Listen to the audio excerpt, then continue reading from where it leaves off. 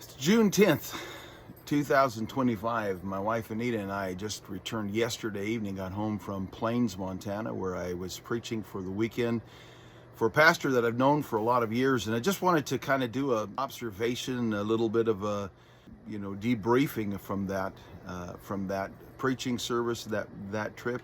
Plains is about 4 hours away from Republic, so not a bad drive. We went over Highway 20 and then to 200 through Montana to get there, and then came home by going down to I-90 and then going through Spokane so we could do some shopping. But I was just thinking about the Earharts, their ministry. They've been there 26 years.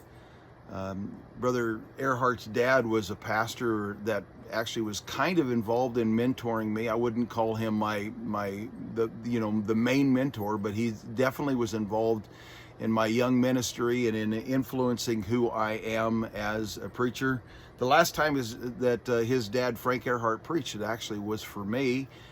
We were all getting ready to make a trip to Helena, Montana together, and he stopped, met with us in the church that I was pastoring at the time in Spokane, Washington, Liberty Baptist Church. He preached that Sunday night, and I actually was able to call Frank Earhart a hero of the faith before he preached that evening.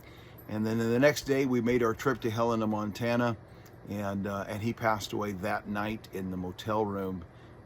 I don't know if he knew that something was going on health-wise or not, but when he passed away, his son, Kim, who I've known since he was at least an older teenager. He probably wasn't a child, a young teenager, but he's only 5 years younger than I am anyway, so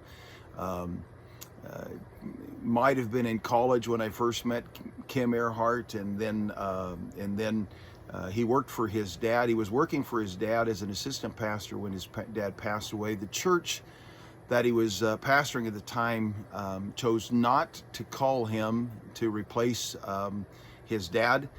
And so he moved his young family, 5 children, moved from the church that they were at in Washington, Selah, Washington, to Plains, Montana. Brother Earhart is a hero of the faith. So many heroes are not well known. He's a hero of the faith, and he's also a testament to the good hand of God. When he got to the church at Plains, is a town of 1,500, a little bit larger than Republic is here. But it's a church that's never been very large. Right now it runs about half of the number of people that we have coming to Liberty Baptist Church here in Republic.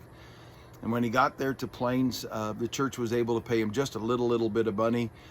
Being an outsider, Montana, a small town in Montana, being an outsider, he said that he was not able to get a job for the first 5 years. No one would hire him, mostly I think because not only was he an outsider, but they just didn't expect that he would stay. Montana, the weather is so harsh, and the climate and the life there is so different, that it was 5 years before anyone would hire him, before he could actually, get a job and be able to take care of himself. And in fact, for 26 years, 25 years anyway, he has worked for the Forest Service as a seasonal employee. And through that, and then learning some skills in carpentry and some craftsmanship skills, he's been able to feed his family without ever having really a full-time job. His wife worked at the school for years, was able to work at the school.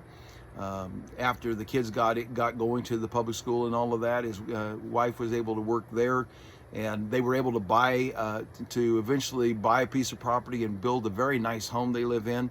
But this last year, again, after 20-some years of working as a seasonal employee for the Forest Service, this last year he was finally hired on as, they called it, a permanent seasonal employee. So all up until this last year, what happened, every year he would have to apply again. When it came to the season, he would have to apply. They would have to do all of the paperwork. They would have to do the interviews. They'd have to do all of those things every year, again and again and again, to see if they were going to hire him. And this year, just recently, they changed his status to a permanent seasonal, so that he was permanently hired. They wouldn't have to re-interview him every single year. And then guess what?